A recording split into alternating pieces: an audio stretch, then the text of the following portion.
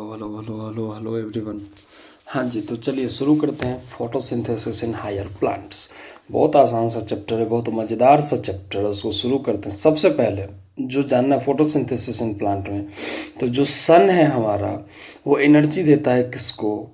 Plant को। किस चीज़ के लिए? फोटोसिंथेसिस करने के लिए। और प्लांट जो हमारा है वो दुनिया का प्रोड्यूसर है, यानी कि ऑटोट्रॉफर है। वो खुद से ऑटोट्रॉफ है, वो खुद से खाना बनाता है खुद के लिए।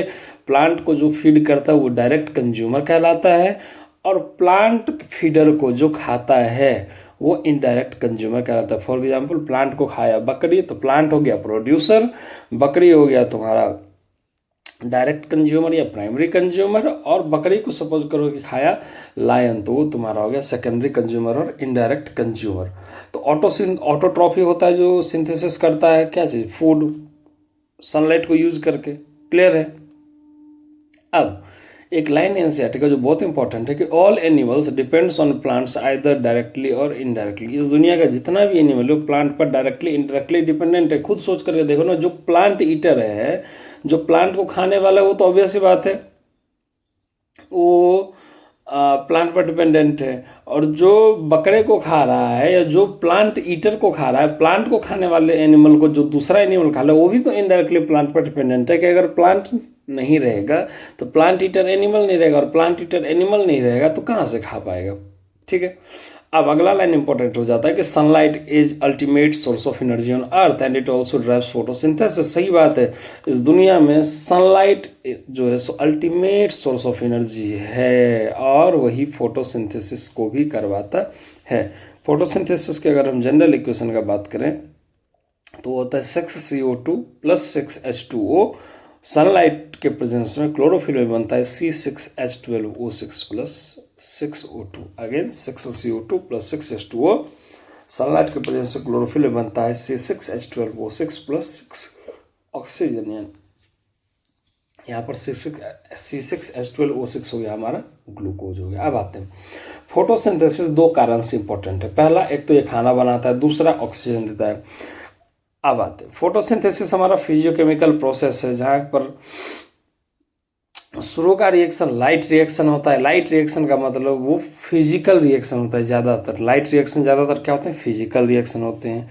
और जो कार्बन डाइऑक्साइड का फिक्सेशन रिएक्शन होता है उसको डार्क रिएक्शन कहते हैं, जो केमिकल रिएक्शन या एंजाइमेटिक रिएक्शन होता है। क्लियर है? लिव से ग्रीन प्लांट ऑफ प्लांट में, लिव से ग्रीन पार्ट ऑफ प्लांट में फूड ले जाने का काम, लीव से non green part of plant में फूड ले जाने का काम किसका? फ्लोएम का है। Variegated leaf experiment, this experiment is done to prove importance of light in photosynthesis. Variegated leaf experiment किया गया था कि लाइट का फोटोसिंथेसिस में क्या रोल है, क्या इंपॉर्टेंस है, उसको प्रूफ करने के लिए। क्लियर है? बेसिकली कुछ नहीं था, लीफ का दो पार्ट किया गया था। एक आधा पार्ट को कवर कर दिया गया था ब्लैक पेपर से, आधा पार्ट को एक्सपोज रखा गया था सनलाइट में। ठीक है, जब कवर कर दिया गया था जिस पार्ट को, उस पर सनलाइट नहीं गिरा, कोई फोटोसिंथेसिस नहीं बना, उस पर कोई ग्लूकोज का फॉर्मेशन नहीं हुआ। उतना दूर में जाता है दूर कवर किया गया था ब्लैक पेपर से, यानी कि वहाँ पर कोई स्टार्च नहीं हुआ, तो स्टार्च टेस्ट नेगेटिव हो जाएगा। लेकिन जो बाकी का आधा पार्ट ऑफ लीफ था वहाँ पर सनलाइट लीफ पर गिर रहा था, यानी कि फोटोसिंथेसिस हो रहा था, ग्लूकोज बना, वही चीज़ स्टार्च बना, और स्टार्च टेस्ट हमारा पॉजिटिव आया। यही था हमारा वेरीगेटेड लीफ एक्सपेरिमेंट। अगला एक्सपेरिमेंट आता है हाफ लीफ एक्सपेरिमेंट। अगला हाफ लीफ एक्सपेरिमेंट कहलाता है। ऊपर वाला था वेरीगेटेड लीफ एक्सपेरिमेंट, अगला हाफ लीफ एक्सपेरिमेंट कहलाता है। और ये क्यों किया गया था? ये करवाया गया था to prove the importance of CO2 in the photosynthesis. इसका मतलब ये था कि क्या किया गया था, तो एक टेस्ट ट्यूब के अंदर में, एक बीकर के अंदर में तुम्हारा KOH सॉफ्ट कॉटन रख दिया गया था। KOH क्या करता है, तो CO2 जो भी टेस्ट ट्यूब के अंदर में रहा होगा उस सबको एब्जॉर्ब कर लेता है। यानी अब तुम्हारा टेस्ट ट्यूब के अंदर में कोई CO2 नहीं बचा। तो आधा लीफ को क्या कर दिया गया, उस टेस्ट ट्यूब में डुबा दिया गया, आधा लीफ को टेस्ट ट्यूब के बाहर रखा गया। ठीक है, तो जहाँ ऊपर वाले में CO2 प्रेजेंट था, फोटोसिंथेसिस हुआ, ग्लूकोज बना, बाद में स्टार्च बना, यानी अगेन स्टार्च टेस्ट पॉजिटिव। और जो आधा लीफ जो तुम्हारा टेस्ट ट्यूब के अंदर था वहाँ पर चूंकि KOH क्या था, जो कॉटन में सोट था, वो सारा का सारा CO2 को ऑब्जर्व कर लिया था, तो वहाँ पर तुम्हारा कार्बन डाइऑक्साइड खत्म हो गया था, तो फोटोसिंथेसिस नहीं हुआ। फोटोसिंथेसिस नहीं हुआ तो ग्लूकोज नहीं बना, स्टार्च टेस्ट क्या हो गया? नेगेटिव हो गया। यही था तुम्हारा हाफ लीफ एक्सपेरिमेंट, ठीक है। अगला, इसके पहले भी एक्सपेरिमेंट हुआ था। सबसे पहले जोसेफ प्रिस्टले एक्सपेरिमेंट किया था 1733 से 1804 में। प्रिस्टले क्या किया था, तो एक सीरीज ऑफ, एक एक्सपेरिमेंट नहीं ढेर सारा एक्सपेरिमेंट किया था 1770 में, और बताया कि एयर का क्या रोल है ग्रीन प्लांट्स में। और लास्ट में वो यही एक्सपेरिमेंट करते करते 1774 में 1774 में ऑक्सीजन का खोज किया। अगेन वो क्या किया था, दो सेटअप यूज किया था, ए और बी। पहला सेटअप में एक माउस और एक बर्निंग कैंडल को एक बेल जार में रख गया था।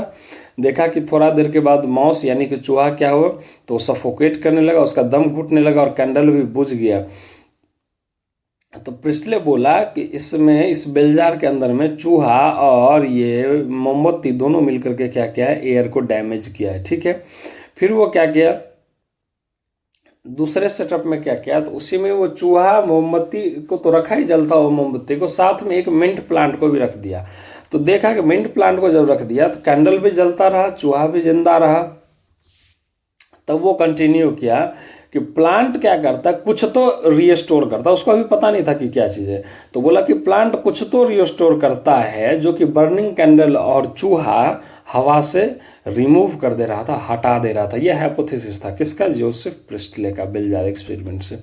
उसके बाद आया जन इंजन हाउस। जन इंजन हाउस क्या किया, वो प्रिस्टले का ही सेटअप यूज किया, यानी बेल जार वाला सेटअप ही यूज किया, ठीक है ना। वो बस अंतर ये था कि वो उस सेटअप को एक बार लाइट में किया, एक बार डार्क में किया, यानी कि एक बेल जार के अंदर में जलता हुआ मोमबत्ती, चूहा और मिंट प्लांट था। एक बार पूरे सेटअप को सनलाइट में रखा, दूसरे और एक बार डार्क में रखा। ऑब्वियस सी बात है, जो सनलाइट में रहा होगा वहां पर फोटोसिंथेसिस हुआ होगा मिंट प्लांट में, जो सनलाइट में नहीं रहा होगा वहां पर फोटोसिंथेसिस नहीं हुआ होगा, है कि नहीं। उसके अलावा जन इंजन हाउस क्या किया, तो एक एक्वेटिक प्लांट लिया, हाइड्रीला। हाइड्रीला तुम्हारा एक्वेटिक प्लांट होता है। वो देखा कि लाइट में ऑक्सीजन बबल फॉर्म हो रहा था, किसमें, हाइड्रीला में, यानी कहीं ना कहीं वहां तो फोटोसिंथेसिस हुआ होगा। क्योंकि फोटोसिंथेसिस का एक क्वेश्चन याद करो, 6CO2 + 6H2O से बनता है तुम्हारा C6H12O6, यानी ग्लूकोज + 6 ऑक्सीजन बनता है। तो बोला जब ऑक्सीजन बबल बनना है तो फोटोसिंथेसिस तो हुआ होगा, लेकिन डार्क में देखा कि हाइड्रीला के आसपास कोई बबल नहीं बन रहा, यानी कि यहाँ पर फोटोसिंथेसिस नहीं हुआ। तो जन इंजन हाउस प्रूव किया किस चीज को, इंपॉर्टेंस ऑफ सनलाइट को, किस में, फोटोसिंथेसिस में। वो दो काम किया था, पहला एक तो वो बेल जार सेटअप यूज किया था प्रिस्टले का, उससे प्रूफ किया। दूसरा क्या किया था वो, तो हाइड्रीला प्लांट को यूज करके प्रूफ किया। क्लियर है। तीसरे नंबर पर आते हैं जूलियस वॉन सैक्स 1854 में, है ना। वो बोला कि ग्लूकोज स्टार्च की तरह जमा होता है, ठीक है। और दूसरा चीज बताया कि chlorophyll is present in special body called chloroplast. बोला जूलियस वॉन सैक्स की ग्लूकोज तुम्हारा स्टार्च की तरह स्टोर होता है, और दूसरा क्लोरोफिल जो है स्पेशल बॉडी यानी कि क्लोरोप्लास्ट में प्रेजेंट होता है। उसके बाद आया T.W. एंगलमैन एरोबिक बैक्टीरिया को लेकर के क्लैडोफोरा प्लांट के ऊपर क्या किया था, एक्सपोज किया था। लेकिन फर्क के सनलाइट को एक्सपोज किया था। फर्क ये था कि वो सनलाइट और उस क्लैडोफोरा के बीच में, यानी एल्गी के बीच में प्रिज्म को रख दिया था। तो प्रिज्म क्या करता है, सनलाइट को 7 जो कलर है उसमें तोड़ देता है, विवग्योर में 7 कंपोनेंट तोड़ देता है। और उसके चारों तरफ क्या क्या था, एरोबिक बैक्टीरिया को भी रखा था। किसके चारों तरफ, क्लैडोफोरा के चारों तरफ। एरोबिक बैक्टीरिया मतलब जहां जहां ऑक्सीजन होगा वहां पर बैक्टीरिया का ग्रोथ ज्यादा होगा। तो इस प्रोसेस को जब वो कंप्लीट किया एक्सपेरिमेंट को, तो देखा कि ज्यादा से ज्यादा एरोबिक बैक्टीरिया ब्लू और रेड रीजन में। इसका मतलब बोला कि विवग्योर में से, यानी सनलाइट के जो 7 कंपोनेंट होता है उसमें से ब्लू और रेड रीजन कभी से आते हैं, ज्यादा ऑक्सीजन बनाता है, जिस कारण से ज्यादा फोटोसिंथेसिस होता है। सॉरी, वहां पर ब्लू और रेड रीजन में ज्यादा फोटोसिंथेसिस होता है, जिस कारण से ज्यादा ऑक्सीजन बन रहा है। तभी तो ये दोनों बैक्टीरिया जो है सो एरोबिक बैक्टीरिया ज्यादा ब्लू और रेड रीजन में पाया जा रहा है। Engelmann's experiment gave us first action spectra of photosynthesis. और सही बात है, ये पहला एक्शन स्पेक्ट्रा दिया ना कि भाई व्हाइट लाइट यानी सनलाइट तो होता है, लेकिन सनलाइट का कौन सा कंपोनेंट, तो ब्लू और रेड रीजन वाला। अगला आते हैं साइंटिस्ट हमारा कॉर्नेलियस वॉन नील, एक माइक्रोबायोलॉजिस्ट थे। पहला चीज ये काम किए थे पर्पल और ग्रीन सल्फर बैक्टीरिया पर, ठीक है। ये एक माइक्रोबायोलॉजिस्ट थे, कौन, कॉर्नेलियस वॉन नील, और ये काम किए थे किस पर, पर्पल ग्रीन सल्फर बैक्टीरिया पर। ये बोले कि फोटोसिंथेसिस के दौरान CO2 तुम्हारा रिड्यूस होकर के ग्लूकोज बन जाता है। सही बात है भाई, फोटोसिंथेसिस में CO2 हमारा रिड्यूस होकर के 6CO2 प्लस 6H2O, और ये हाइड्रोजन जाते हैं यहाँ से, तो यानी CO2 तुम्हारा रिड्यूस होकर के ग्लूकोज बनता है। CO2 is the most oxidised form of carbon where 2 oxygen per carbon are present, where is in glucose number of oxygen per carbon is less and hydrogen per carbon are most. देखो कैसे समझ में आया कि CO2 का reduction हुआ तो glucose बना, तो CO2 तुम्हारा कार्बन का सबसे ज्यादा मोस्ट ऑक्सीडाइजेबल स्टेट है, जहां पर एक कार्बन पर 2 ऑक्सीजन प्रेजेंट होता है। लेकिन जब वहीं तुम ग्लूकोज में जाते हो तो पर carbon number of glucose, number of hydrogen क्या हो जाता है, घट जाता है। पर carbon number of oxygen atom क्या होता है, घट जाता है, और हाइड्रोजन एटम बढ़ जाता है। तो कॉमन सी बात है कि removal of oxygen and addition of hydrogen, तो रिडक्शन कहलाता है ना। तो टू रिड्यूस CO2 से ग्लूकोज बनाने के लिए, यानी CO2 को रिड्यूस करके ग्लूकोज बनाने के लिए एक सुटेबल H डोनर तो हम लोगों को चाहिए ना, और वो H डोनर हो सकता है या तो H2O हो या हाइड्रोजन सल्फाइड हो। H2O हो या H2O यानी पानी हो, या हाइड्रोजन सल्फाइड यानी H2S हो। अगर H2O रहेगा तो वो ऑक्सीजन देगा, उसको कहते हैं हम लोग ऑक्सीजेनिक फोटोसिंथेसिस, जो कि ग्रीन प्लांट में होता है। अगर CO2 का रिएक्शन H2S से करवाएंगे तो वो H2 देगा, यानी डाई सल्फर देगा या सल्फेट देगा, उसको एनॉक्सोजेनिक फोटोसिंथेसिस कहते हैं। ये पर्पल और ग्रीन सल्फर बैक्टीरिया में होता है, वो पर्पल और ग्रीन सल्फर बैक्टीरिया में होता है। तो याद रखना, जब कार्बन डाइऑक्साइड और वाटर को रिलीज करवाते हैं तो ग्लूकोज बनता है, और साथ में जो ऑक्सीजन बनता है वो ऑक्सीजन पानी वाला रिलीज होता है, कार्बन डाइऑक्साइड वाला ऑक्सीजन रिलीज नहीं होता है। आगे आते हैं इक्वेशन ऑफ फोटोसिंथेसिस पर। जनरल इक्वेशन तुम्हारा होता है CO2 प्लस H2O, मिल गया तुम्हारा बन गया CH2O प्लस O2। एक जनरल इक्वेशन है, फिर से बता दें, CO2 प्लस H2O से बन जाता है CH2O प्लस O2, लेकिन एक्चुअल इक्वेशन होता है 6CO2 प्लस 6H2O से बनता है C6H12O6 प्लस 6O2। अब आता है साइट ऑफ फोटोसिंथेसिस की। फोटोसिंथेसिस कहाँ होता है, जो ग्रीन प्लांट का पार्ट होता है, जैसे कि लीफ, यंग स्टेम, इस सब में फोटोसिंथेसिस हो सकता है, ठीक है ना। ऐसा जरूरी नहीं कि लीफ में ही हो, पहला बात ग्रीन पार्ट होना चाहिए, और यंग मतलब जहाँ पर कॉमन सेंस की बात है कि ऑक्सीजन वगैरह का एक्सचेंज इजीली हो सके, वहाँ पर फोटोसिंथेसिस हो सकता है। Green leaves contain mesophyll cell, green leaf में पाया जाता है, ग्रीन पार्ट में पाया जाता है मीजोफिल सेल। मीजोफिल सेल के अंदर पाया जाता है क्लोरोप्लास्ट, यानी कि ग्रीन लीफ के अंदर पाया जाता है मीजोफिल सेल, उसके अंदर पाया जाता है क्लोरोप्लास्ट, और वो क्लोरोप्लास्ट इस तरीके से रहता है कि वो वॉल ऑफ मीजोफिल सेल के लगभग वॉल के पास ही सटा हुआ रहता है। क्यों सटा रहता है वॉल के पास, सरफेस के पास क्यों रहता है, क्योंकि ज्यादा से ज्यादा सनलाइट मिल सके, किसको, क्लोरोफिल को, क्लोरोप्लास्ट में जा सके। क्लियर है। अब आते हैं, जो पूरा का पूरा फोटोसिंथेसिस है वो 2 फेज में होता है। पहला फेज होता है लाइट रिएक्शन का, जिसको फोटोकेमिकल रिएक्शन या फिजिकल रिएक्शन भी कहते हैं। दूसरा होता है पहला लाइट रिएक्शन, जिसको फोटोकेमिकल रिएक्शन कहते हैं, जो कि मोस्टली ज्यादातर पार्ट उसका फिजिकल रिएक्शन होता है। दूसरा होता है डार्क रिएक्शन, जो कि बायोकेमिकल रिएक्शन कहलाता है। कोई दिक्कत नहीं, अब आ जाओ। तो प्लांट पर सनलाइट पड़ा, क्लियर है। तो लाइट रिएक्शन नाम क्यों दिया गया, लाइट रिएक्शन इसलिए नाम दिया गया क्योंकि वो डायरेक्ट सनलाइट पे डिपेंडेंट होता है। क्लोरोप्लास्ट के किस पार्ट में लाइट रिएक्शन होता है, क्लोरोप्लास्ट के ग्राना वाले पार्ट में, ग्राना सेक्शन में लाइट रिएक्शन डायरेक्टली होता है, मतलब लाइट रिएक्शन होता है, और वहां बनता है ATP और NADH, ठीक है। ग्राना सेक्शन में लाइट रिएक्शन हुआ, सनलाइट के हेल्प से ATP NADPH बना। अब यही ATP NADPH यूज होगा डार्क रिएक्शन में। डार्क रिएक्शन क्या होता है, स्ट्रोमा में होता है, ठीक है, स्ट्रोमा में होता है। अब डार्क रिएक्शन का लाइट से कोई लेना देना नहीं है, लाइट रिएक्शन का जरूर सनलाइट से लेना देना था, डार्क रिएक्शन का लाइट से कोई लेना देना नहीं है। डार्क रिएक्शन एक मिसनोमर वर्ड है, ऐसा नहीं कि डार्क रिएक्शन है तो अंधेरा में होगा। बेसिकली डार्क रिएक्शन ये कि ये जो लाइट रिएक्शन का प्रोडक्ट बना था ATP और NADPH, उस पर डिपेंड करता है। कौन, डार्क रिएक्शन कहाँ होता है, स्ट्रोमा पार्ट ऑफ क्लोरोप्लास्ट में होता है। क्लियर है। डार्क रिएक्शन में क्या होता है, कार्बन डाइऑक्साइड का फिक्सेशन होता है और कार्बोहाइड्रेट बनता है। अब आते हैं आगे, टाइप ऑफ पिगमेंट। तो पहले बात, पिगमेंट क्या होता है, पिगमेंट वो मॉलिक्यूल होता है जो सनलाइट, एक किसी स्पेसिफिक वेवलेंथ ऑफ सनलाइट को क्या कर सके, कैप्चर कर सके, उसको हम लोग पिगमेंट कहते हैं। पिगमेंट उस मॉलिक्यूल सब को कहते हैं जो एक स्पेसिफिक वेवलेंथ के सनलाइट को क्या कर सके, कैप्चर कर सके, ठीक है। तो जब तुम पेपर क्रोमेटोग्राफी करवाते हो लीफ में, तो अलग अलग पिगमेंट तुमको मिलेगा। सबसे मतलब जो पिगमेंट का अगर हम कलर देखने के लिए आए तो क्लोरोफिल ए ब्राइट और ब्लू ग्रीन कलर का मिलेगा, chlorophyll B yellow green colour का मिलेगा, है ना। कैरोटीनॉइड येलो से येलो ऑरेंज कलर का मिलेगा, और जेंथोफिल तुम्हारा येलो कलर का मिलेगा। जेंथोफिल कैसा मिलेगा? येलो कलर का मिलेगा। क्लियर है? अब तुम ध्यान से देखो तो क्लोरोफिल ए को थोड़ा देर के लिए भूल जाओ तो सब में येलो वर्ड आ रहा है। जेंथोफिल येलो कलर का, chlorophyll B yellow green colour का, और कैरोटीनॉइड तुम्हारा येलो और टू येलो ऑरेंज। याद रखने का तरीका सिखा देते हैं। पहले याद रखना क्लोरोफिल ए, फिर बी, फिर सी, फिर जेंथोफिल। अब sorry, chlorophyll A, chlorophyll B, फिर कैरोटीनॉइड, फिर जेंथोफिल। अब कैसे याद रखोगे? क्लोरोफिल ए ब्राइट से ब्लू ग्रीन कलर का, क्लोरोफिल ए कैसा होगा बस ये याद रखना है। क्लोरोफिल ए ब्राइट से ब्लू ग्रीन कलर का, बाकी सब में येलो वर्ड आएगा। तो क्लोरोफिल ए ब्राइट से ब्लू ग्रीन कलर हो गया। क्लोरोफिल बी तुम्हारा ब्लू ग्रीन से येलो ग्रीन में कन्वर्ट हो जाएगा। क्लियर है?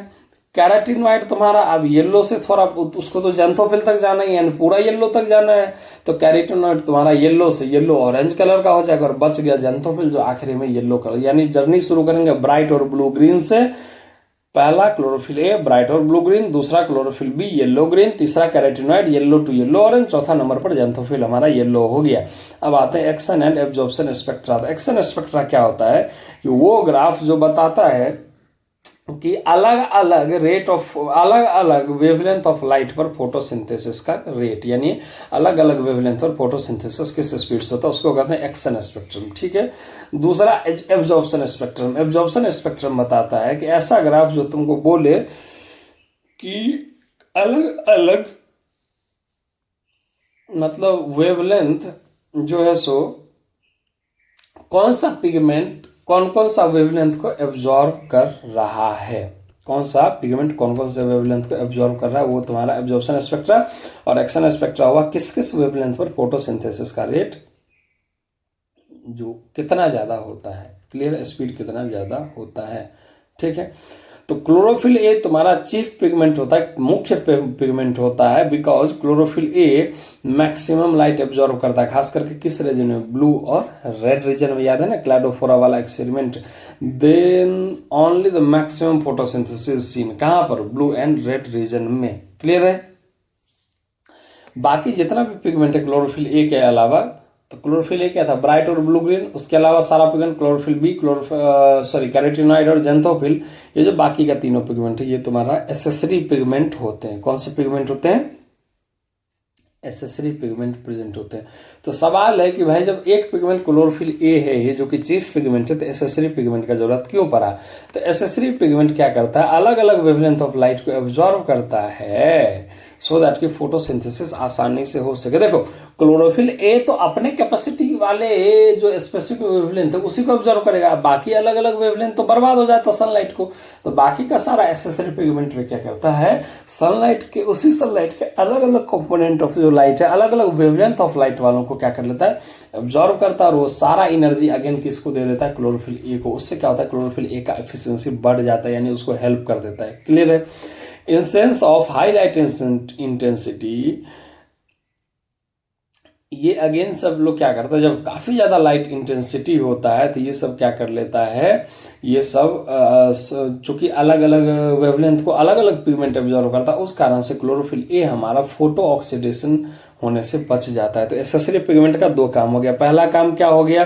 तो पहला तो इफिशियंसी बढ़ा देना, किस चीज का? तो अलग अलग वेवलेंथ ऑफ लाइट को एब्जॉर्ब करके और क्लोरोफिल ए को यानी चीफ पिगमेंट को दे देना। दूसरा, हाई लाइट इंटेंसिटी में क्या करता है? तो फोटो ऑक्सीडेशन से बचाता है किसको? क्लोरोफिल ए को। क्लियर है? अब आते हैं फोटोसिंथेसिस पर। तो फोटो सिस्टम पर दो फोटो सिस्टम है, फोटो सिस्टम 1, फोटो सिस्टम 2। नाम इसीलिए रखा गया, जो पहले खोजा गया वो फोटो सिस्टम 1 हो गया, जो बाद में खोजा गया वो तुम्हारा फोटो सिस्टम 2 हो गया। क्लियर है? अब आते हैं फोटो सिस्टम 1 तुम्हारा क्या होता है? तो फोटो सिस्टम 1 होता है तुम्हारा, फोटो सिस्टम 1 होता है तुम्हारा कि रिएक्शन सेंटर, और वहां पर बात होगा तुम्हारा लाइट हार्वेस्टिंग कॉम्प्लेक्स, दोनों में, फोटो सिस्टम 1 में भी फोटो सिस्टम 2 में भी। लेकिन देखो समझो, याद रखने का तरीका समझो। फोटो सिस्टम 1 में रिएक्शन सेंटर होगा क्लोरोफिल ए मॉलिक्यूल, कितने पर? P700 पर। 700 का मैक्सिमम एब्जॉर्प्शन कहां पर होगा? 700 nanometre of wavelength of light पर होगा। ठीक है, ये फोटो सिस्टम 1 में। फोटो सिस्टम 2 वहाँ सिंगल क्लोरोफिल ए मॉलिक्यूल होगा, लेकिन वो उसका मैक्सिमम एब्जॉर्प्शन कितने पर होगा, 680 नैनोमीटर पर, P680 पर। याद रखने का तरीका, वन पहले वाला बड़ा है P700, दूसरे वाला छोटा है P680। क्लियर है? क्लियर है। बाकी लाइट हार्वेस्टिंग कॉम्प्लेक्स और एंटीना में क्या पाया जाता है, दोनों में तो हंड्रेड्स ऑफ प्रोटीन और पिगमेंट पाया जाता है। तो फोटो सिस्टम 1 पहले खोजा गया था, फोटो सिस्टम 2 बाद में खोजा गया था। फोटो सिस्टम 1 के तुम्हारा रिएक्शन सेंटर में क्या पाया जाएगा, सिंगल क्लोरोफिल मॉलिक्यूल P700, जिसका मैक्सिमम एब्जॉर्प्शन 700 नैनोमीटर, एंगस्ट्रॉम नहीं बोलना, 700 नैनोमीटर पे होगा। जबकि फोटो सिस्टम 2 में भी सिंगल क्लोरोफिल मॉलिक्यूल पाया जाएगा, जो कि ये मैक्सिमम एब्जॉर्प्शन 680 नैनोमीटर पर होगा। Photo system 1 is discovered before photo system 2, but photo system 2 work before photo system 1 is non cyclic photophosphorylation. याद रखो कि फोटो सिस्टम 1 को खोजा जरूर गया था फोटो सिस्टम 2 से पहले, लेकिन फोटो सिस्टम 2 पहले काम करता है फोटो सिस्टम 1 से, किस में, नॉन साइक्लिक फोटोफॉस्फोराइलेशन में। अब आता है लाइट रिएक्शन। लाइट रिएक्शन में 4 स्टेप होता है। पहला होता है तुम्हारा लाइट का एब्जॉर्प्शन, दूसरा होता है वाटर का ब्रेकिंग यानी वाटर स्प्लिटिंग। तो लाइट रिएक्शन में 4 स्टेप होता है। पहला लाइट एब्जॉर्प्शन हो गया, दूसरा होता है वाटर स्प्लिटिंग यानी पानी मैंगनीज या क्लोरीन के प्रेजेंस में टूटता है H plus electron plus oxygen के फॉर्म में। क्लियर है? पानी टूटा वाटर स्प्लिटिंग वाले स्टेप में, मैंगनीज या क्लोरीन के प्रेजेंस में 4 हाइड्रोजन प्लस 4 इलेक्ट्रॉन और साथ में ऑक्सीजन। क्लियर है? ये डायरेक्टली लाइट पर डिपेंडेंट होता है, ग्राना में बनता है, ATP NADH फॉर्म हो जाता है। क्लियर है? अब आते हैं आगे।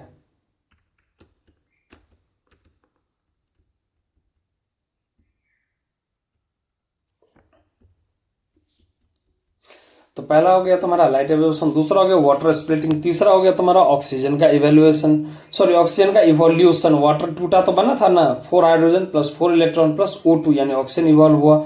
और सबसे लास्ट यानी चौथा स्टेप और सबसे important, formation of high energy intermediate यानी ATP और NADPH का फॉर्मेशन होता है। तो फिर से समझो, लाइट रिएक्शन में 4 स्टेप, पहला लाइट एब्जॉर्प्शन, दूसरा वाटर स्प्लिटिंग पानी का टूटना, तीसरा पानी टूटता है तो बनाता है hydrogen ion plus electron plus oxygen यानी और तीसरा स्टेप हो जाएगा ऑक्सीजन इवोल्यूशन, और चौथा हो जाता है formation of high energy intermediate यानी ATP और NADPH।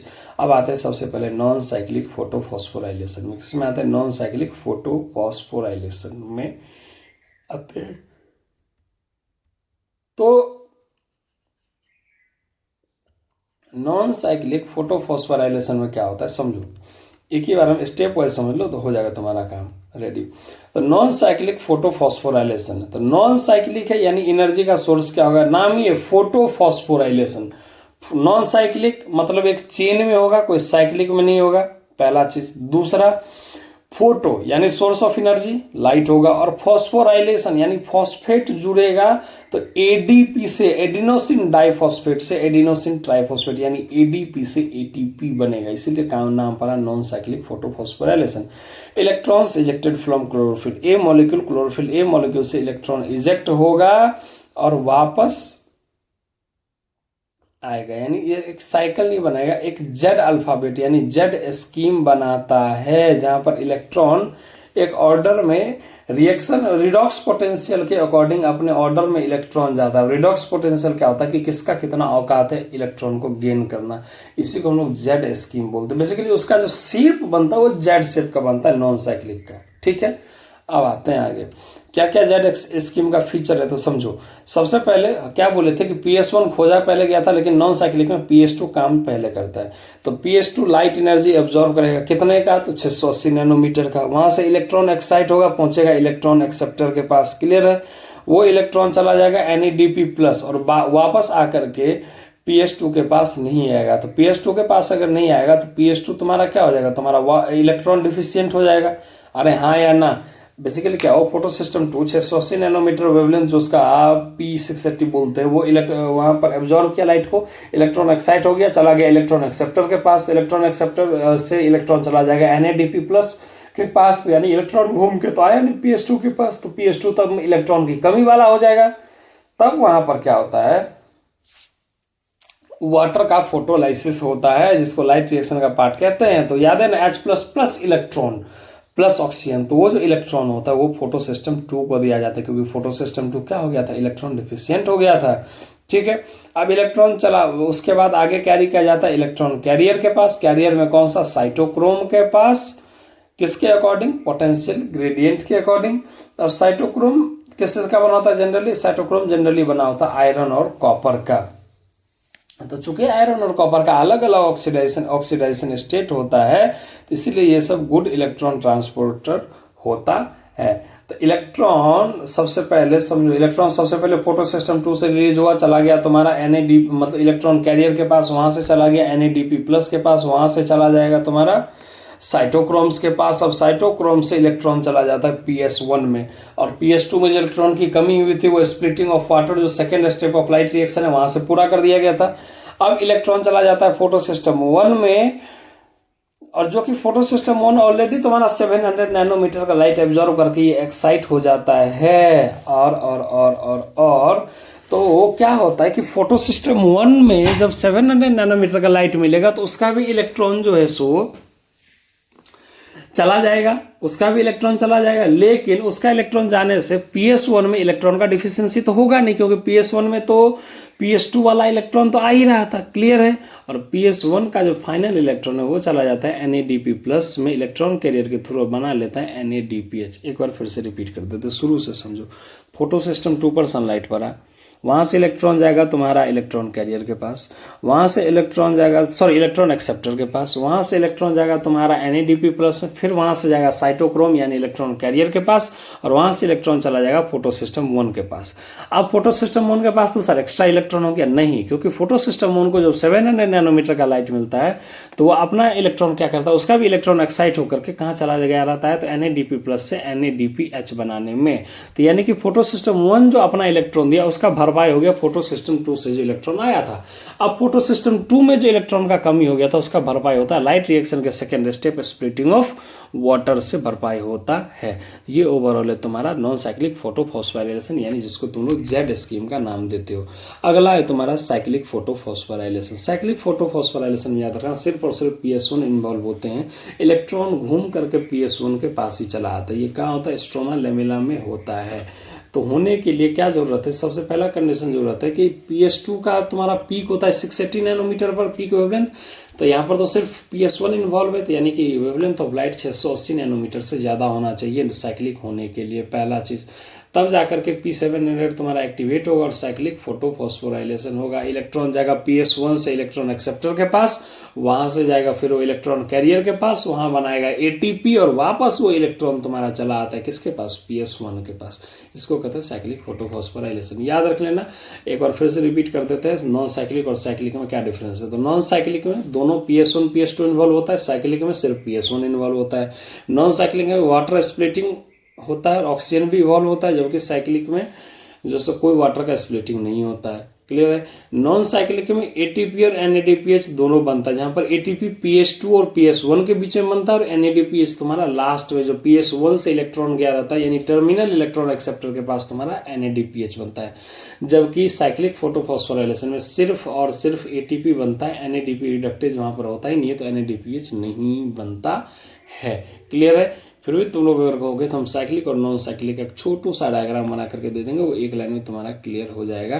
फिर भी नॉन साइक्लिक का एक बार और साइक्लिक का रिपीट कर देते हैं। तो क्या होता है बेसिकली, सबसे पहले PS2 से इलेक्ट्रॉन एक्साइट होकर के जाता है प्लास्टोक्यूनिन के पास, प्लास्टोक्यूनोन से चला जाता है साइटोक्रोम B6 के पास, साइटोक्रोम B6 के पास से जाता है प्लास्टोसायानिन के पास, हम ये लिख के दे देंगे ग्रुप में आज।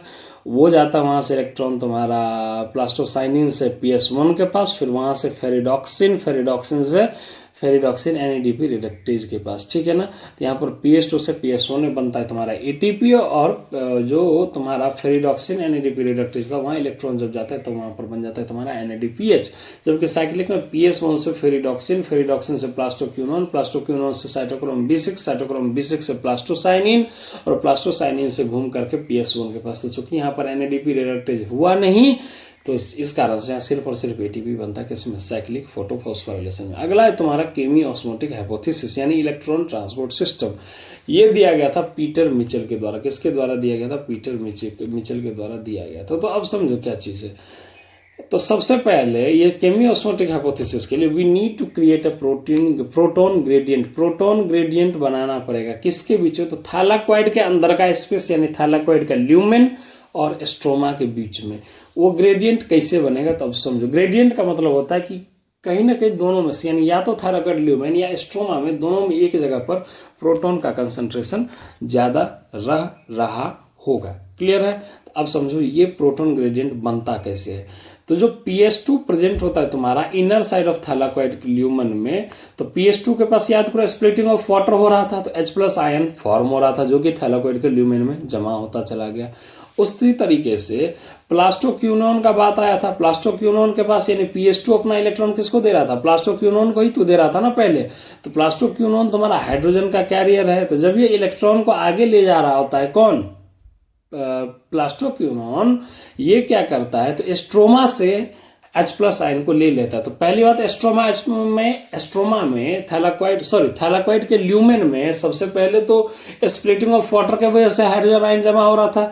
दूसरा क्या हुआ, प्लास्टोक्यूनोन जो इलेक्ट्रॉन कैरी कर रहा होता है तो वो स्ट्रोमा का इलेक्ट्रॉन ले लेता है और बाद में उसको डंप कर देता है ल्यूमेन में, यानी कि स्ट्रोमा से हाइड्रोजन को लेकर के ल्यूमेन में रख देता है कौन? प्लास्टोक्यूनोन। तो यानी कि यहाँ पर जो है हाइड्रोजन का कंसंट्रेशन और बढ़ गया ल्यूमेन में। तीसरा NADP का जो रिडक्शन होता है, यानी NADP रिडक्टेज, यानी कि वो तुम्हारा जब ये PS1 से आगे इलेक्ट्रॉन बढ़ता है नॉन साइक्लिक में, तो NADP का रिडक्शन होकर के NADPH बनता है। ये प्रोसेस तुम्हारा ऑलरेडी स्ट्रोमा में होता है, तो स्ट्रोमा में होता है तो वहाँ अगेन हाइड्रोजन आयन का यूज हो जाता है, यानी स्ट्रोमा का हाइड्रोजन आयन घट जाता है।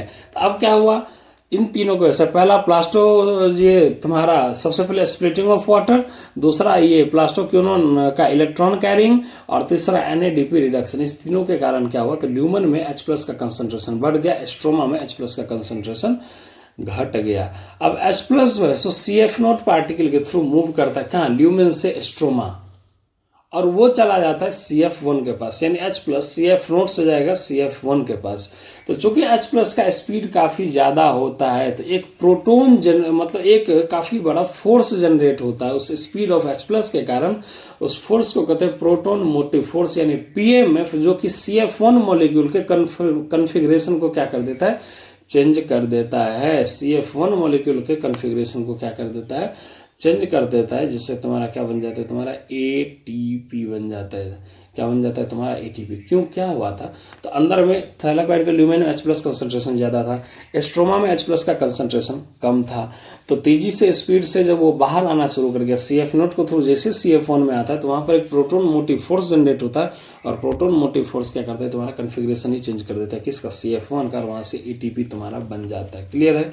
अब आता है डार्क रिएक्शन। डार्क रिएक्शन में दो टाइप का साइकिल तुमको पढ़ना है, एक C3 साइकिल, एक C4 साइकिल। C3 साइकिल का खोज किया था मेल्विन कैल्विन। क्लियर है? वो कार्बन 14 का रेडियो एक्टिव आइसोटोप यूज किया था, यानी कार्बन का 14 मास वाला रेडियो एक्टिव आइसोटोप को यूज किया था C3 साइकिल को ट्रैक करने के लिए, कौन? Melvin Calvin. और C4 साइकिल का खोज किया था हैच स्लैक। क्लियर है? जो C3 साइकिल होता है उसमें पहला जो इलेक्ट्रॉन का एक्सेप्टर होता है वो होता है तुम्हारा राइबोलोज 1,5 बिसफॉस्फेट 5 कार्बन वाला। ठीक है? राइबोलोज 1,5 बिसफॉस्फेट 5 कार्बन वाला वो तुम्हारा C3 साइकिल में पहला फर्स्ट कार्बन एक्सेप्टर होता है, जबकि C4 साइकिल में तुम्हारा फॉस्फोइनोल पायरुवेट, यानी कि फॉस्फोइनोल पायरुवेट, यानी कि 3 कार्बन वाला तुम्हारा जो है सो पहला कार्बन का एक्सेप्टर होता है C4 साइकिल में। क्लियर है? दूसरा C3 साइकिल का पहला स्टेबल प्रोडक्ट होता है फॉस्फोग्लिसरिक एसिड, 3 कार्बन का होता है। C3 साइकिल का पहला तुम्हारा जो स्टेबल प्रोडक्ट होता है वो तुम्हारा फॉस्फोग्लिसरिक एसिड होता है, जो 3 कार्बन का होता है। C4 साइकिल का जो पहला तुम्हारा स्टेबल प्रोडक्ट होता है वो तुम्हारा ऑक्जेलो एसिटिक एसिड होता है, जो 4 कार्बन का होता है। C3 प्लांट होता है टमाटो, पपाया, इसका एवरेज टेम्परेचर होता है 20 से 25 डिग्री। C4 प्लांट होता है तुम्हारा मेज, शुगर प्लांट, सोरगम, ये 30 से 40 डिग्री सेल्सियस में होता है। तो शुरू करते हैं फिर से C3 साइकिल। तो C3 साइकिल यूनिवर्सल साइकिल है, यानी हर एक प्लांट में होगा ही होगा। पहला चीज ये इसका खोज किया था मेल्विन कैल्विन। ट्रैक करने के लिए carbon 14 radio active isotope use किया था।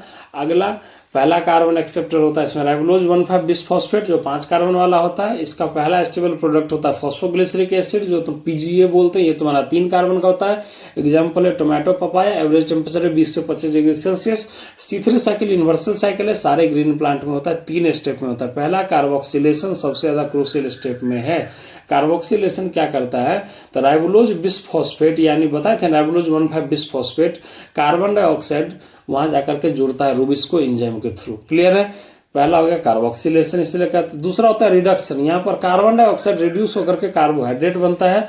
और होता है तीसरा होता है रीजनरेशन, यानी अगेन ये तुम्हारा RUBP यानी राइबोलोज 1,5 बिस्फॉस्फेट का रीजनरेशन होता है। अगेन उसका क्या होता है, रीजनरेशन होता है। क्लियर है।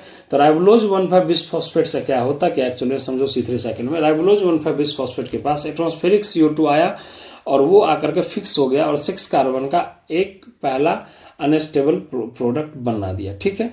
अब वो अनस्टेबल प्रोडक्ट चूंकि 6 कार्बन का होता है, अनस्टेबल होता है, तो वो ब्रेक कर जाता है 2 पार्ट में और वो दोनों बनता है तुम्हारा फॉस्फोग्लिसरिक एसिड जो कि स्टेबल प्रोडक्ट होता है। क्लियर है। PGA बना। क्लियर है। अब PGA पर क्या हुआ, तो वहां खर्च होता है 2 ATP और 2 NADPH PGA बनने के बाद, और रिडक्शन होता है किसका, कार्बन डाइऑक्साइड का, और वहां से बनता है ट्रायोज फॉस्फेट, यानी वहां से बनता है तुम्हारा ग्लूकोज बन जाता है। क्या बन जाता है, तुम्हारा ग्लूकोज बन जाता है, लेकिन 2 ATP और NADPH खर्चा होता है रिडक्शन वाले स्टेप में। क्लियर हो गया। अब तीसरा स्टेप रीजनरेशन में अगेन तुम्हारा ट्रायोज फॉस्फेट से तुम्हारा ये फॉस्फेट निकाल लिया जाता है और अगेन ये तुम्हारा बन जाता है राइबोलोज 1,5 बिस्फॉस्फेट। तो बेसिकली कितना एक साइकिल में कितना ATP खर्च हुआ, 3 ATP, और NADPH कितना खर्च हुआ, 2 NADPH खर्च हुआ। पहला चीज। दूसरा चीज याद रखना कि एक साइकिल में एक बार में एक ही CO2 फिक्स होता है। तो टोटल हमारा ग्लूकोज बनाने के लिए कितना चाहिए, कार्बन 6 चाहिए था। तो यानी 6 साइकिल, एक ग्लूकोज बनाने के लिए, एक ग्लूकोज मॉलिक्यूल बनाने के लिए साइकिल को 6 बार कंप्लीट होना पड़ेगा। तो 1 कार्बन इज फिक्स्ड पर Calvin cycle to make a glucose molecule of 6 carbon, 6 round of Calvin cycle to be perform. पहला चीज। दूसरा, पर CO2 फिक्सेशन में 3 ATP, 2 ATP कहां पर तुम्हारा रिडक्शन में, और 2 NADPH भी कहां पर रिडक्शन में, और 1 ATP तुम्हारा रीजनरेशन में। तो ये हुआ एक कार्बन डाइऑक्साइड का फिक्सेशन के लिए। तो टोटल 6 कार्बन डाइऑक्साइड के फिक्सेशन के लिए 18 ATP और 12 NADPH चाहिए। क्लियर है। अब आते हैं रूबिस्को के बारे में थोड़ा जान लेते हैं। रूबिस्को होता है तुम्हारा राइबोलोज बिस्फॉस्फेट कार्बोक्सिलेज ऑक्सीजिनेज, राइबोलोज बिस्फॉस्फेट कार्बोक्सिलेज ऑक्सीजिनेज, ये एंजाइम का नाम है रूबिस्को। मोस्ट एबंडेंट एंजाइम होता है बायोस्फीयर में, क्योंकि ये कार्बन डाइऑक्साइड ऑक्सीजन, नाम ही तो है राइबोलोज बिस्फॉस्फेट कार्बोक्सिलेज ऑक्सीजिनेज, यानी ये कार्बन डाइऑक्साइड और ऑक्सीजन दोनों के साथ काम करता है। इस कारण से रूबिस्को मोस्ट एबंडेंट एंजाइम होता है बायोस्फीयर में। क्लियर है। When CO2 and O2 concentration is similar, जब कार्बन डाइऑक्साइड और ऑक्सीजन का कंसंट्रेशन सिमिलर होता है तो रूबिस्को बाइंड होता है कार्बन डाइऑक्साइड के साथ, क्योंकि रूबिस्को का हायर एफिनिटी होता है क्या चीज के साथ, कार्बन डाइऑक्साइड के साथ। रूबिस्को को ज्यादा प्यार कार्बन डाइऑक्साइड से होता है। तो जब कार्बन डाइऑक्साइड और ऑक्सीजन का कंसंट्रेशन सेम होगा तो रूबिस्को कार्बन डाइऑक्साइड को चूज करेगा, उसका पहला प्यार है ना, और कार्बोक्सिलेशन होगा। ठीक है। अब रूबिस्को में बाइंडिंग कॉम्पिटिटिव होता है, बराबर था तो कार्बन डाइऑक्साइड को चुना, लेकिन अगर ढेर ऑक्सीजन का कंसंट्रेशन ज्यादा होगा तब क्या होगा, अब अगर ऑक्सीजन का कंसंट्रेशन ज्यादा होगा तो ऑक्सीजनेशन होगा, तब कार्बोक्सिलेशन नहीं होगा, तब रूबिस्को को ऑक्सीजन को ही चूज करना पड़ेगा, तब वो वहां पर बेईमानी नहीं कर सकता है, तब वो वहां पर बेईमानी नहीं कर सकता। क्लियर है। क्लियर है। आगे बढ़ते हैं, आगे बढ़ते हैं। फोटो रेस्पिरेशन, ये होता है C2 पाथवे। अब C2 पाथवे में क्या होता है समझो, यानी फोटो रेस्पिरेशन में क्या होता है, तो जब ऑक्सीजन का कंसंट्रेशन ज्यादा होता है और कार्बन डाइऑक्साइड का कंसंट्रेशन कम होता है, पहली बात, तब होगा फोटो रेस्पिरेशन। तो ऑक्सीजन का कंसंट्रेशन जैसे ही बढ़ गया, यानी कि रूबिस्को ऑक्सीजनेशन करवाएगा, उसको अपना पहला प्यार यानी कार्बन डाइऑक्साइड को छोड़ करके ऑक्सीजन को चुनना पड़ेगा। तो राइबोलोज बिस्फॉस्फेट ऑक्सीजन को चूज किया ऑक्सीजनेज के प्रेजेंस में, और बनाया जाएगा फॉस्फोग्लिसरिक एसिड, PGA बना देगा, साथ में बनाएगा फॉस्फोग्लाइकोलेट, वो 2 कार्बन का होता है। देखो RUBP, जब ऑक्सीजन का कंसंट्रेशन ज्यादा और कार्बन डाइऑक्साइड का कंसंट्रेशन कम हो जाएगा तो राइबोलोज बिस्फॉस्फेट ऑक्सीजन का यूज करके ऑक्सीजनेज एंजाइम के प्रेजेंस से बना जाएगा PGA फॉस्फोग्लिसरिक एसिड 3 कार्बन वाला प्लस फॉस्फोग्लाइकोलेट 2 कार्बन वाला। इसलिए 2 कार्बन वाला प्रोडक्ट बनने के कारण ही फोटो रेस्पिरेशन को हम लोग C2 पाथवे कहते हैं। इसी को हम लोग C2 पाथवे कहते हैं, पहला चीज। दूसरा चीज, चूंकि ऑक्सीजन यूज हुआ इसी प्रोसेस, इसीलिए इस प्रोसेस को हम लोग कहते हैं फोटो रेस्पिरेशन। क्या कहते हैं, फोटो रेस्पिरेशन। ये एक वेस्टफुल प्रोसेस, इसका कोई मतलब यूज नहीं है। कैसे यूज नहीं, वेस्टफुल कैसे, तो समझो, ना कोई ATP बना, ना NADPH बना। पहला चीज किसमें, फोटो रेस्पिरेशन में क्या हुआ था रिएक्शन, राइबोज बिस्फॉस्फेट ऑक्सीजन को लिया था, ऑक्सीजनेज एंजाइम के प्रेजेंस से बनाया था फॉस्फोग्लिसरिक एसिड 3 कार्बन का प्लस फॉस्फोग्लाइकोलेट 2 कार्बन का, इसीलिए फोटो रेस्पिरेशन को तो C2 पाथवे कहते थे। तो ना ATP बना, ना NADPH बना, ना ही कोई कार्बन का फिक्सेशन हुआ, कार्बन डाइऑक्साइड का फिक्सेशन हुआ। इनफैक्ट ATP यूज हो जाता है and acquired CO2 is release, और जो CO2 एक्वायर किया रहता है वो भी रिलीज हो जाता है। क्लियर है। अब आते हैं आगे। इसीलिए 2 कारण से फोटो रेस्पिरेशन हमारा वेस्ट प्रोडक्ट है, वेस्टफुल प्रोडक्ट है, अनयूजफुल प्रोडक्ट है। अगला हमारा C3 प्लांट जो होता है वो लेस प्रोडक्टिव होता है, क्योंकि C3 प्लांट में ही फोटो रेस्पिरेशन होता है। तो C3 प्लांट में फोटो रेस्पिरेशन होने के कारण इसमें लॉस ज्यादा होता है, जबकि C4 प्लांट तुम्हारा मोर प्रोडक्टिव होता है, क्योंकि C4 में फोटो रेस्पिरेशन नहीं होता है। ठीक है। अब फोटो रेस्पिरेशन में सेल का 3 ऑर्गेनेल काम करता है, यूज होता है, और एक सीक्वेंस में, इसको याद रखने का तरीका था CPM, एक पार्टी होता है, पॉलिटिकल पार्टी है, नाम है CPM। तो फोटो रेस्पिरेशन में 3 एक सीक्वेंस में यूज होता है, और सीक्वेंस सबसे पहले यूज होगा क्लोरोप्लास्ट का, दूसरा पार्टिसिपेशन होगा पेरोक्सीजोम का CP, और तीसरा माइटोकॉन्ड्रिया का CPM। सबसे पहले क्लोरोप्लास्ट, दूसरा पेरोक्सीजम, तीसरे नंबर पर माइटोकॉन्ड्रिया का पार्टिसिपेशन होता है किसमें, फोटो रेस्पिरेशन। क्लियर है। अब आते हैं C4 plant are different than C3 plant. C4 plant C3 plant से अलग होता है, क्योंकि C4 प्लांट में पाया जाता है क्रैंज एनाटॉमी। क्रैंज एनाटॉमी का मतलब होता है, वो क्रैंज एनाटॉमी नाम दिया जाता है उसके अरेंजमेंट, अलग अलग सेल के अरेंजमेंट को, उस अरेंजमेंट का नाम दिया गया क्रैंज एनाटॉमी। और ये अरेंजमेंट किस सेल का अरेंजमेंट, तो मीजोफिल सेल और बंडल शीथ सेल का। किस सेल का अरेंजमेंट, मीजोफिल सेल और बंडल शीथ सेल का, क्योंकि एपिडर्मिस के जस्ट नीचे मीजोफिल सेल होता था, तो मैक्सिमम सनलाइट मिल रहा था थैलाकोइड को, याद करो, या क्लोरोप्लास्ट को शुरू में ही बताए थे। अब आ जाओ, उसके बाद आते हैं तुम्हारा बंडल शीथ सेल। तो बंडल शीथ सेल क्या होता है, तो बंडल शीथ सेल के बारे में कुछ बात जान लो। सबसे पहले ये मल्टीपल लेयर्स में पाए जाते हैं। दूसरा, बहुत सारा क्लोरोप्लास्ट बंडल शीथ सेल में पाया जाता है। टाइटली पैक्ड होता है, कोई इंटरसेलुलर स्पेस नहीं होता है, और जब टाइटली पैक्ड होगा तो गैसियस एक्सचेंज का कोई चारा नहीं होता है। किसमें, मीजोफिल सेल के अंदर में। किसमें, मीजोफिल सेल के अंदर में। क्लियर है ना। अब आते हैं आगे। अब देखो, समझो बात को, तो ज़्यादा कुछ है नहीं। सबसे पहले मीजोफिल सेल में क्या होगा, तो बाइकार्बोनेट आयन और फॉस्फोइनॉल पाइरुवेट जो 3 कार्बन का होता है, वहां पर फिक्सेशन होता है, बनाता है C4 एसिड। वो C4 एसिड ट्रांसफर होकर के जाता है बंडल शीथ सेल में। बंडल शीथ सेल में C4 एसिड का डीकार्बोक्सिलेशन होता है, यानी वहां पर CO2 रिलीज हो जाता है। CO2 रिलीज होने के कारण वो फिर से C3 एसिड तुम्हारा ट्रांसपोर्ट होकर के चला जाता है किसमें, मेजोफिल सेल में। वहां पर 2 ATP की जरूरत पड़ता है, और फिर वहां से 3 कार्बन रिलीज हो जाता है। अब समझो तुमको याद क्या रखना है। तो मेजोफिल सेल में फॉस्फोइनॉल पाइरुवेट केज यानी PEP केज प्रेजेंट होता है, और रूबिस्को एब्सेंट होता है। मेजोफिल सेल में रूबिस्को एब्सेंट होगा, PEP केज प्रेजेंट होगा। ठीक है। और बंडल शीथ सेल में रूबिस्को प्रेजेंट होगा, PEP केज एब्सेंट होगा। क्लियर है। तो बंडल शीथ SR के बगल में, तो ऐसे याद रखते थे, बंडल शीथ SR के बगल में, यानी रूबिस्को प्रेजेंट होगा, PEP केज एब्सेंट होगा, और मेजोफिल में PEP केज प्रेजेंट होगा, रूबिस्को एब्सेंट होगा। पहला चीज। दूसरा चीज, बंडल शीथ सेल और मेजोफिल सेल जो बोले ट्रांसफर हो जाता है एक सेल से दूसरे सेल में, यानी उसको जोड़ता कौन है, प्लाज्मोडेस्माटा। क्लियर है। मेसोफिल सेल में 2 ATP का जरूरत पड़ता है तुम्हारा, कहां पर, रीजनरेशन स्टेप में। जबकि बंडल शीथ सेल में जो C3 साइकिल का फिक्सेशन होता है, C3 साइकिल के द्वारा फिक्सेशन होता है, वहां जरूरत पड़ता है 3 ATP और 2 NADPH का जरूरत पड़ता है। तो यानी ओवरऑल तुम्हारा एक कार्बन डाइऑक्साइड को पूरा फिक्स आउट करने के लिए 3 ATP और 2 NADPH तो तुम्हारा C3 साइकिल में यूज हो गया, और बंडल शीथ सेल में रीजनरेशन प्रोसेस में 2 ATP का तुम्हारा जरूरत पड़ गया तुम्हारा, सॉरी मेसोफिल सेल में 2 ATP का जरूरत पड़ गया तुम्हारा। तो टोटल 5 ATP और 2 NADPH चाहिए होता है। क्लियर है। गैस बंडल शीथ सेल में एंटर कर नहीं सकता है, क्योंकि गैस तो बंडल शीथ सेल में घुसेगा नहीं, मेसोफिल सेल में घुसेगा। बंडल शीथ सेल में तभी बोले थे इंटरसेलुलर स्पेस होता ही नहीं है। इस कारण से कार्बन डाइऑक्साइड C4 एसिड बन के घुसता है किसमें, बंडल शीथ सेल में, और कार्बन डाइऑक्साइड रिलीज होता है। और जब कार्बन डाइऑक्साइड रिलीज होता है तो फोटो रेस्पिरेशन का स्पीड कम हो जाता है, क्योंकि फोटो रेस्पिरेशन तो ऑक्सीजन का कंसंट्रेशन ज़्यादा था तब हो रहा था ना। अब आते हैं कैम पाथवे। अब कैम पाथवे क्या कहता है, तो कैम पाथवे कहता है कैम प्लांट यूजुअली डेजर्ट में पाया जाता है, डेजर्ट में यानी जिसके जहाँ पर कम पानी रहता है, ठीक है।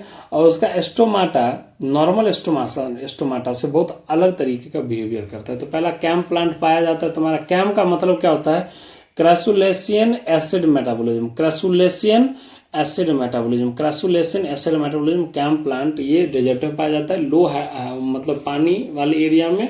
और उसका एस्टोमाटा जो है सो ऑपोजिट वे में बिहेव करता है नॉर्मल एस्टोमाटा से। Their stomata are closed in day time, day time में कैम प्लांट का एस्टोमाटा बंद रहता है जिससे पानी का लॉस नहीं होता है, और रात में खुलता है ताकि कार्बन डाइऑक्साइड उसको मिले। डे टाइम में कैम प्लांट का एस्टोमाटा बंद रहता है पानी को बचाने के लिए, और रात में खुलता है कार्बन डाइऑक्साइड को पाने के लिए, ठीक है। They can get CO2 without losing H2O। इसका एग्जाम्पल है स्नेक प्लांट यानी कैक्टस, और दूसरा यूफोर्बिया। ये दोनों तुम्हारा कैम पाथवे को फॉलो करता है। अब आते हैं factor affecting rate of photosynthesis के। रेट फोटोसिंथेसिस के स्पीड को कौन कौन सा फैक्टर अफेक्ट करेगा, तो understanding all factors affecting rate of photosynthesis it is critical so that we can alter artificially to increase rate of photosynthesis to increase the yield of the plant. मतलब simple सी बात है कि ये चीज़ हम लोग इसलिए जानना चाहते हैं हर एक फैक्टर को, उससे फायदा ये होगा हम लोग रेट ऑफ फोटोसिंथेसिस को अपने ज़रूरत के हिसाब से आर्टिफिशियली मोड में बढ़ा सकते हैं, और उससे तुम्हारा प्लांट का जो यील्ड है प्रोडक्टिविटी बढ़ जाएगा। फैक्टर है दो फैक्टर, इंटरनल और एक्सटर्नल दोनों फैक्टर वर्क करता है। पहले बात करेंगे इंटरनल फैक्टर का। इंटरनल में आता है जेनेटिक प्रीडिस्पोजिशन और ग्रोथ पोटेंशियल। दूसरा एक्सटर्नल फैक्टर क्या क्या होता है फोटोसिंथेसिस के लिए, तो एक्सटर्नल फैक्टर होता है तुम्हारा। अब जेनेटिक प्रीडिस्पोजिशन का मतलब क्या हुआ कि जिस प्लांट का जितना ज़्यादा ग्रोथ होगा, जितना ज़्यादा लीफ वगैरह ग्रीन पार्ट रहेगा, उसमें कॉमन सी बात उतना ज़्यादा फोटोसिंथेसिस हो गई होगी, इंटरनल फैक्टर प्लांट का। एक्सटर्नल फैक्टर फोटोसिंथेसिस बढ़ाने के लिए लाइट, कार्बन डाइऑक्साइड का कंसंट्रेशन एनवायरमेंट में कितना है, तीसरा पानी, और चौथा टेम्परेचर। इतना चीज। तो अब आ जाओ पहले इंटरनल फैक्टर को डिसाइड करते हैं। तो इंटरनल फैक्टर तुम्हारा जेनेटिक फैक्टर हो गया, जिस जेनेटिक फैक्टर यानी कि जिसमें जितना ज़्यादा ग्रीन पार्ट रहेगा उसका इतना ज़्यादा फोटोसिंथेसिस बढ़ेगा, क्योंकि वो उतना ज़्यादा CO2 कंसंट्रेशन को कवर करेगा। और उसमें भी तुम अगर देखो तो दो प्लांट पड़े थे, C3 और C4 प्लांट, ये तो जेनेटिकली ही हो रहा है। अब C4 प्लांट में कार्बन डाइऑक्साइड का कंसंट्रेशन तो ज़्यादा, तो इस कारण से C4 प्लांट जो है सो, और एक और बात, C4 प्लांट तुम्हारा जो है सो स्टोर भी कर सकता है कार्बन डाइऑक्साइड को C4 एसिड की तरह। याद करो किस में, बंडल शीथ सेल में। तो अब समझो, नंबर ऑफ लीफ ज़्यादा तो क्लोरोप्लास्ट ज़्यादा, क्लोरोप्लास्ट ज़्यादा तो मीजोफिल सेल ज़्यादा, अब मीजोफिल सेल ज़्यादा तो उसका जो है सो प्रोडक्टिविटी भी क्या हो जाएगा तुम्हारा, ज़्यादा हो जाएगा। क्लियर है। अब आते हैं एक्सटर्नल फैक्टर, क्या क्या था, light, external CO2 concentration, H2O और टेम्परेचर। पानी का काम क्या होता है, पानी पार्टिसिपेट करता है एज ए रिएक्टेंट किसमें, फोटोसिंथेसिस में। कहाँ पर, PS2, जहाँ पर लाइट रिएक्शन में स्प्लिटिंग ऑफ वाटर चल रहा होता है। Do not affect the rate directly but can alter the other factors. जो H2O होता है वो डायरेक्टली रेट ऑफ फोटोसिंथेसिस को अफेक्ट नहीं करता है, लेकिन वो ऐसे ऐसे फैक्टर को अफेक्ट कर सकता है जो इनडायरेक्टली जाकर के कहीं ना कहीं फोटोसिंथेसिस को ही अफेक्ट करेगा। कैसे समझो, तो अगर पानी का कंसंट्रेशन कम हो जाएगा तो स्टोमाटा क्लोज है, क्योंकि स्टोमाटा को ओपन कौन करवाता है, गार्ड सेल करवाता है। और गार्ड सेल कैसे फूलता है, पानी के ऑस्मोसिस के कारण ही तो फूलता है। तो अगर H2O का कंसंट्रेशन घटा, स्टोमाटा बंद, यानी कार्बन डाइऑक्साइड का कंसंट्रेशन घटेगा, यानी फोटोसिंथेसिस घटेगा। क्लियर है। दूसरा चीज, जब H2O का कंसंट्रेशन घटेगा तो पत्ता मुड़ना, लीफ विल्टिंग या लीफ कर्लिंग शुरू हो जाएगा। अब लीफ कर्लिंग शुरू हो जाएगा तो लाइट डायरेक्टली सरफेस पर नहीं पड़ेगा, सरफेस पर नहीं पड़ेगा तो वहां भी फोटोसिंथेसिस का रेट कम हो जाएगा। अगला है Blackman law of limiting factor, ये दिया गया था 1905 में।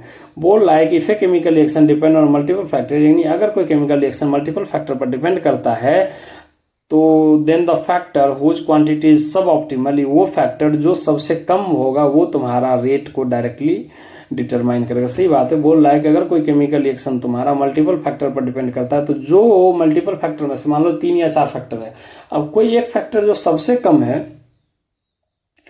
और उस पर भी डिपेंड कर रहा है तो वही डिटरमाइन करेगा पूरे रेट केमिकल रिएक्शन को। कैसे, क्योंकि जैसे ही सबसे कम वाला फैक्टर खत्म तो वो प्रोसेस बंद हो जाएगा तुम्हारा, वो प्रोसेस तुम्हारा क्या हो जाएगा, बंद हो जाएगा। अब आते हैं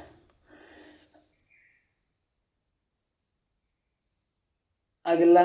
जो रेट ऑफ फोटोसिंथेसिस होता है डिपेंड करता है टेम्परेचर पर। तो बेसिकली टेम्परेचर पर कैसे, तो टेम्परेचर तुम्हारा एंजाइमेटिक रिएक्शन को अफेक्ट करता है, यानी डार्क रिएक्शन को अफेक्ट करता है। अब समझो, टेम्परेट रीजन में लाइट कम तो टेम्परेचर कम, और ट्रॉपिकल रीजन में लाइट ज़्यादा। देखो, ट्रॉपिकल रीजन अर्थ के इक्वेटर के पास पाया जाता है, तो वहाँ पर सनलाइट का ज़्यादा एक्सपोजर होता है, तो वहाँ पर टेम्परेचर ज़्यादा होता है। टेम्परेट रीजन बेसिकली दोनों पोल के तरफ पाया जाता है अर्थ पे, वहाँ लाइट कम होता है, वहाँ पर इसलिए टेम्परेचर कम होगा। क्लियर। अब ऑप्टिमल टेम्परेचर किसको चाहिए, C4 प्लांट को ज़्यादा चाहिए as compare to C3 plant. Clear है।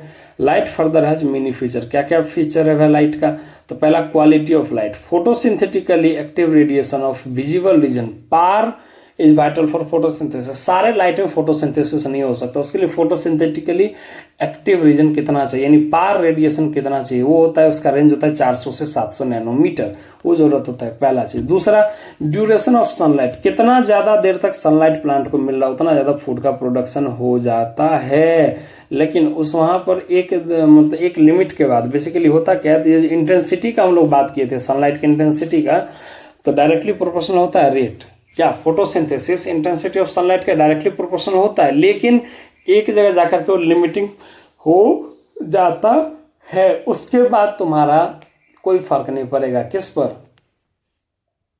सनलाइट का, किस पर, रेट ऑफ फोटोसिंथेसिस पर। क्लियर है। अगला, intensity of sunlight, light is usually not a limiting factor, light saturation occurs and absorbing less than 10% of light falling on the earth. ये जो हम बोले कि directly proportional intensity of light होता है, कब तक, तो तुम्हारा 10% ऑफ लाइट, 10% लॉ फॉलो होता है, सनलाइट का 10% ये यूज करता है, कौन, plant. Only a few ecosystem, जैसे कि केव इकोसिस्टम, डीप सी इकोसिस्टम, या तुम्हारा सीओफाइट्स, यानी जो सेडी इलाका में या मॉइस्ट इलाका में या जो छांव में ग्रो करता है, उसको लाइट का इशू होता है। कौन कौन को, केव, जो कुआं, सॉरी केव मतलब गुफा सब के अंदर जो इकोसिस्टम होता है, या डीप से समुद्र के एकदम गहराई वाला जो इकोसिस्टम होता है, और या फिर तुम्हारा जो है सो सीओफाइट जो कि सेट्स में पाए जाते हैं, छांव वाले इलाके में पाए जाते हैं, जंगल में, उसको थोड़ा सा लाइट का इशू होता है। दूसरा है तुम्हारा एटमॉस्फेरिक CO2 कंसंट्रेशन, तो लो लाइट इंटेंसिटी पर तुम्हारा CO2 लिमिटिंग फैक्टर हो जाता है। Both C3 and C4 plant won't respond to increase concentration of CO2। Low light intensity, चूंकि लाइट इंटेंसिटी तुम्हारा लिमिटिंग फैक्टर हो गया लो लाइट पर, तो वहाँ पर तुम CO2 का कंसंट्रेशन कितना भी बढ़ा तो कुछ नहीं होगा। लेकिन जब हाई लाइट इंटेंसिटी होता है तो वहाँ पर लाइट तो लिमिटिंग फैक्टर अब नहीं रहा, चूंकि लाइट का इंटेंसिटी हाई है, तो अब रेट डिपेंड करेगा तुम्हारा CO2 कंसंट्रेशन पर, यानी कि लो लाइट इंटेंसिटी में CO2 कंसंट्रेशन से ना C3 को फर्क पड़ेगा ना C4 को, क्योंकि light is a limiting factor. लेकिन हाई लाइट इंटेंसिटी पर light is not a limiting factor, वहां पर जितना ज्यादा CO2 कंसंट्रेशन बढ़ाओगे फोटोसिंथेसिस C3 और C4 में बढ़ेगा। अगला चीज, CO2 is major limiting factor, किसका, फोटोसिंथेसिस का, क्योंकि एटमॉस्फेयर में CO2 बहुत कम पाया जाता है। कितना पाया जाता है, 0.03 से 0.04% कंसंट्रेशन ही पाया जाता है। क्लियर है। इंक्रीजिंग CO2 कंसंट्रेशन टू 0.05%, अगर CO2 कंसंट्रेशन को 0.05% तक बढ़ा दिए, will improve the rate of photosynthesis, but beyond this level it will become toxic. अब देखो, 0.03 से 0.04% पर CO2 तुम्हारा लिमिटिंग फैक्टर हो गया, यानी कम है तुम्हारा प्लांट के लिए, कम पड़ जा रहा है। 0.05 में रेट ऑफ फोटोसिंथेसिस बढ़ जाएगा, लेकिन अगर एटमॉस्फेयर में 0.05% से ज्यादा CO2 का कंसंट्रेशन होगा तो ये टॉक्सिक हो जाएगा। क्लियर है, क्लियर है। अब आते हैं C3 प्लांट में सैचुरेशन कब होता है, तो 450 ppm CO2 पर सैचुरेशन आ जाता है, और C4 प्लांट में 360 ppm पर ही सैचुरेशन आ जाता है। यानी कि C4 प्लांट को कम कार्बन डाइऑक्साइड चाहिए होता है, क्योंकि वो C4 एसिड के फॉर्म में स्टोर भी तो करता है ना। उसके अलावा एक नोट ये है कि tomato and bell pepper are grown in greenhouse setup, यानी टेम्परेचर बढ़ेगा और कार्बन डाइऑक्साइड वहाँ ज़्यादा होता है फॉर बेटर यील्ड। तो अगर टोमेटो और बेल पेपर का बेटर यील्ड होना चाहिए तो उसके लिए ग्रीन हाउस सेटअप में यूज़ कीजिए। तो इसी के साथ तुम्हारा फोटोसिंथेसिस इन हायर प्लांट खत्म हो गया। बड़ा चैप्टर इसलिए 50 मिनट का audio, you have to listen with the NCERT। अगर तुम इसको 1.5x पे सुनते हो तो आई एम डैम श्योर कि तुम्हें कष्ट, कलेश, पीड़ा, दुख, दर्द, आपदा इस चैप्टर में नहीं होगा। तभी के लिए इतना ही thank you so much, bye bye, tata. आज दूसरा चैप्टर भी करेंगे, लोकोमोशन इन एनिमल्स। ठीक है, थैंक यू।